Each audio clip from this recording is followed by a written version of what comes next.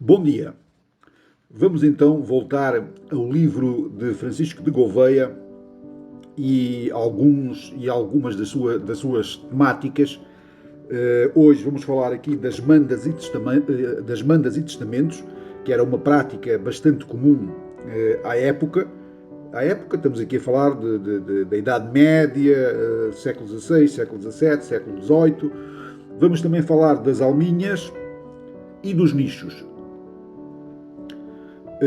Começando então pelas mandas e testamentos, que é uma área também muito interessante e que nos dá aqui uma perspectiva da importância da Igreja na vida das pessoas e os dogmas que nela existiam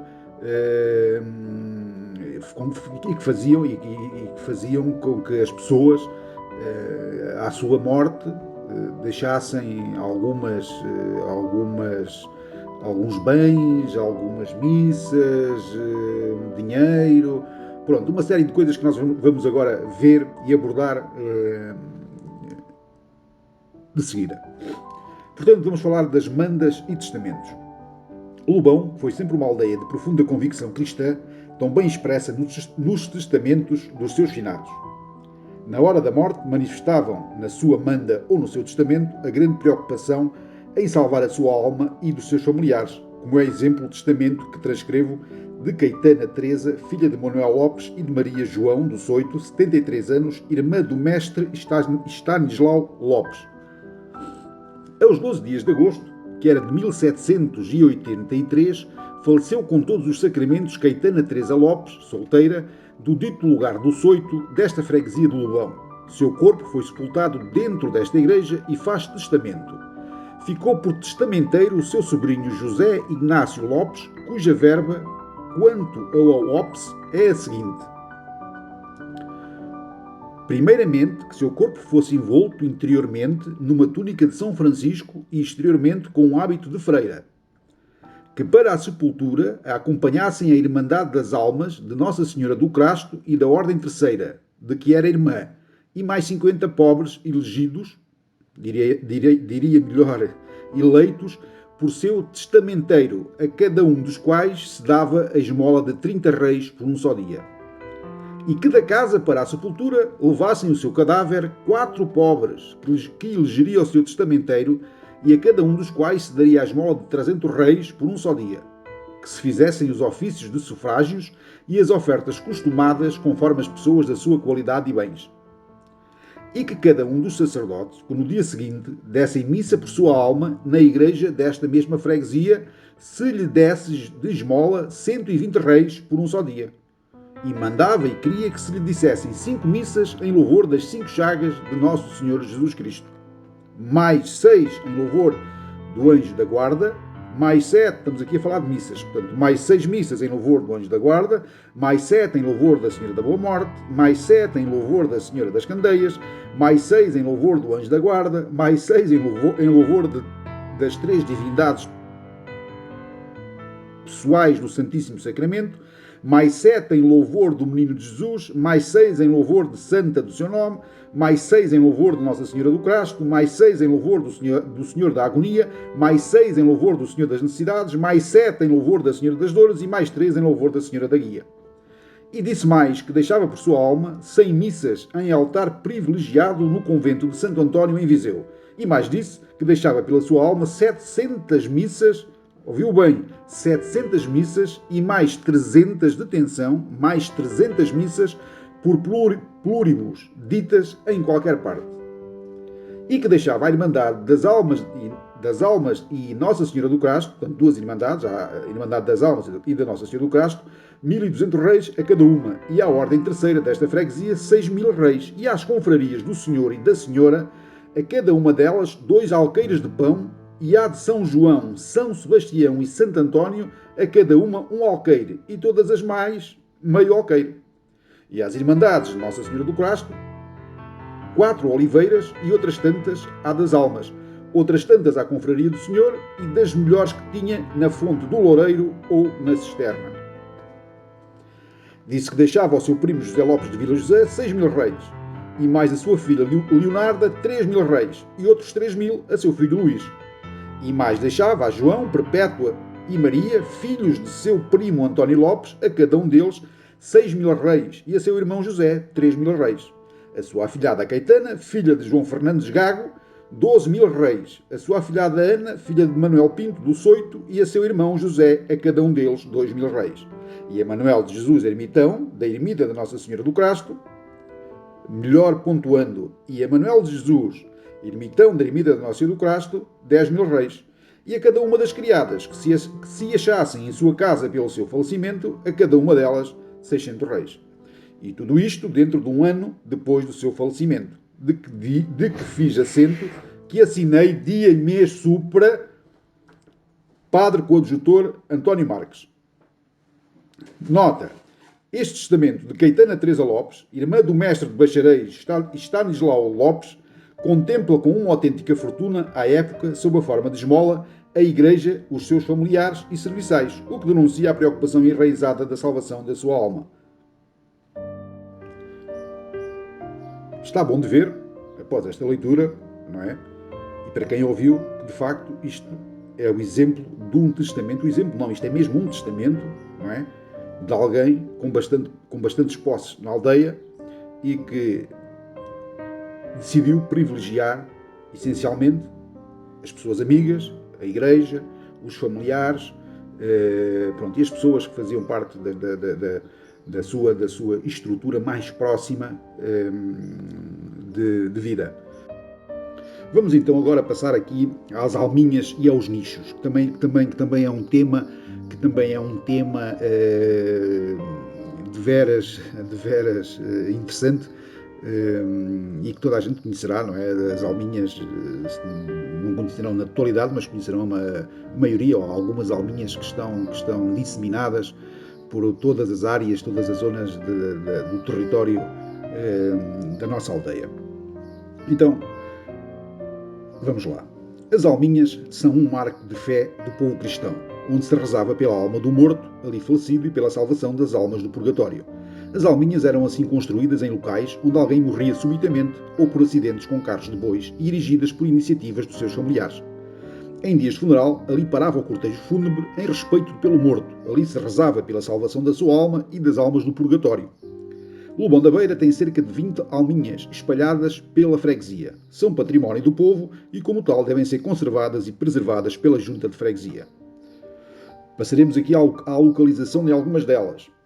As alminhas do Passal, do Pinhal do Cume, do Pinhal das Eiras, da Carreira da Eira do Lagedo, frente à igreja, na Corredora, na Ponte Pedrinha, na Quinta dos Carvalhos, em frente à Casa das Senhoras da Almaça, na Casa dos Antunes, na Junta de Freguesia, na casa ou junto à Casa da Dona Branca Mamed, que já não é da Dona Branca, a casa já foi vendida e hoje pertence a outra família, no Chafariz de Várzea, na Ponte de Várzea, na Fonte da Vila José, na Estrada do Quinto e mais uma para lá da Ponte de Várzea.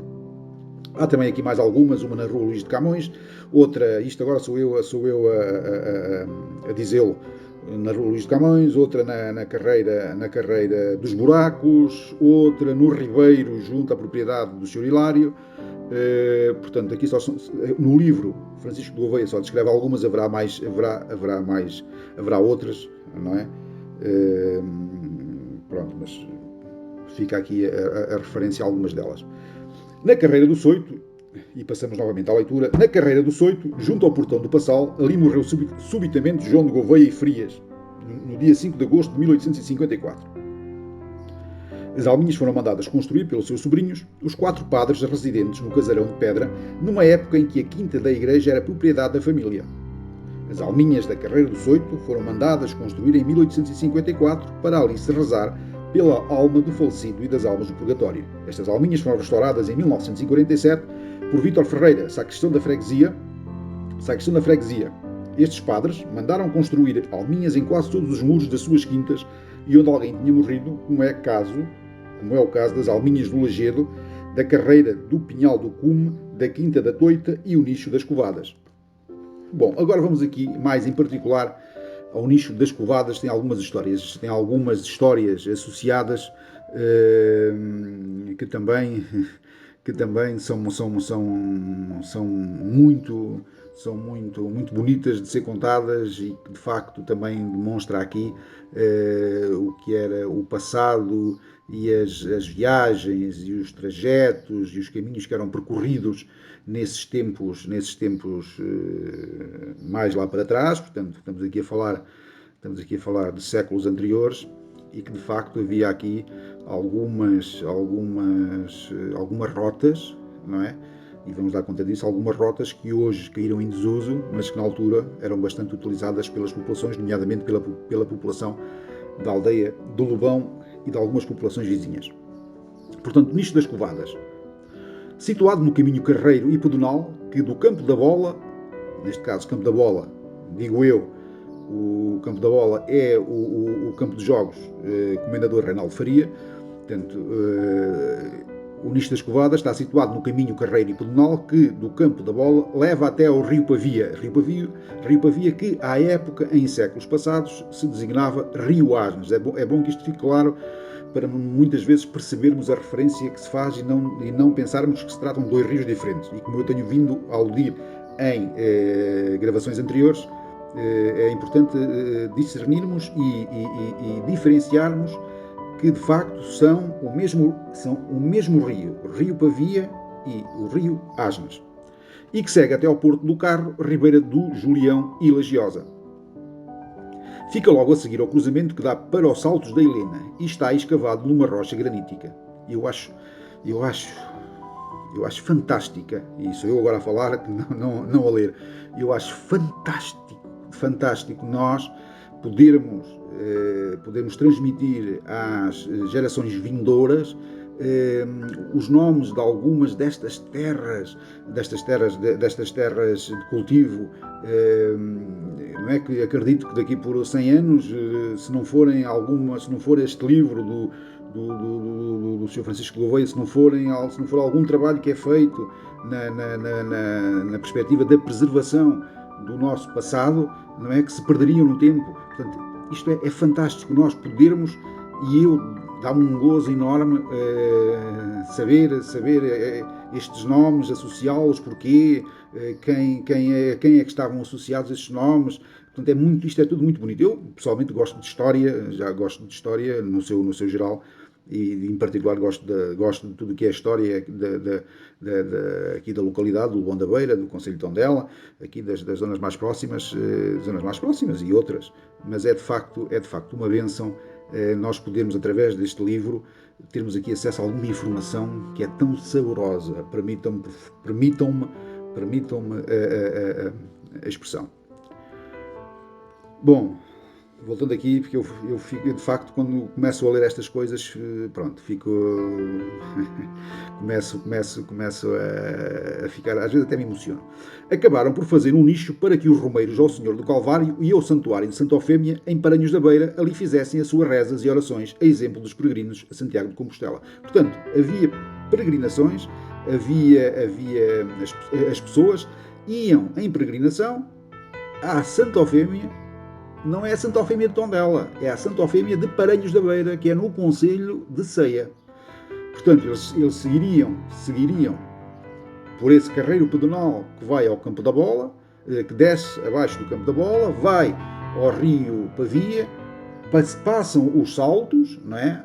Passam os Saltos, vão direitos à Lagiosa vão a Pindelo, vão à estrada, vão à Ponte Pinoca, devem conhecer, da Ponte Pinoca sobem a Santar, Nelas, Paranhos da Beira, porque Paranhos da Beira fica entre Nelas e Ceia. Portanto, mais uma parte só para as pessoas se situarem, para aqueles que não conhecem. Portanto, voltando novamente para percebermos. Acabaram por fazer um nicho para que os romeiros ao Senhor do Calvário e ao Santuário de Santa Eufémia, em Paranhos da Beira, ali fizessem as suas rezas e orações, a exemplo dos peregrinos a Santiago de Compostela. Este nicho, pintado, tinha um Cristo crucificado com a seguinte legenda: Jesus de Nazaré, Rei da Judeia. A seus pés, 3 figuras de joelhos e olhos postos na cruz, rezando e adorando. De referir, e voltamos para nos situarmos. Este nicho fica no caminho que vai do Campo de Jogos Reinaldo Faria, fica entre o Campo de Jogos e lá embaixo, o rio Pavia, junto ao areal do Sr. Otávio. No século passado, os pastores por ali pastoreavam as ovelhas, entretinham-se a apedrejar o nicho e hoje apenas restam um pouco das pinturas. O nicho tinha por fundo pinturas de tom de azul celeste e um amarelejado solar. Aliás, um amarelado solar, peço desculpa. É um monumento histórico que deveria merecer a atenção da Junta de Freguesia. Toda aquela área pertencia aos Gouveias do Soito, herdada dos ricos e abastados lavradores, os Lopes, do mesmo lugar. Estas terras faziam parte dos antigos reguengos floreiros ao rei de cavalaria, assinalados nas inquirições de 1258. No século XIX, havia no Soito 4 padres e um reverendo, todos da família Gouveia, e mais 3 na casa que fora do Morgado do Soito. Era época de imensa prática católica, muito enraizada no povo, e onde a salvação da sua alma, ou das suas almas, era uma prioridade. Muitas das pessoas do casal, por mim inquiridas, confirmaram que a Santa Eufémia era um santuário de muita devoção para agentes de Lobão e para onde anualmente convergiam famílias inteiras.